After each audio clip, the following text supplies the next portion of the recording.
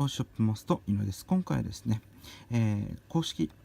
アンダーアーマーシリコンラベルの方の、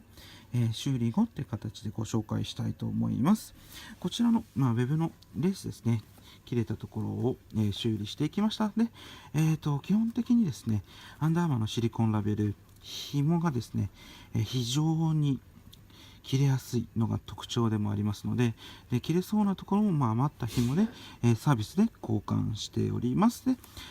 ここですね、親指芯と小指芯もともにサービスで交換いたしました。そして、ちょっと汚れていましたので、軽くメンテナンスの方をしながら、お客様にお渡ししていきたいと思います。そして、やはりですね、ちょっと中やって、ないことが多いので、中も、皮が馴染むようにちょっとですねメンテナンスと、オイルを入れさせていただきました。以上でこちらで使っていただきたいなと思います。以上です。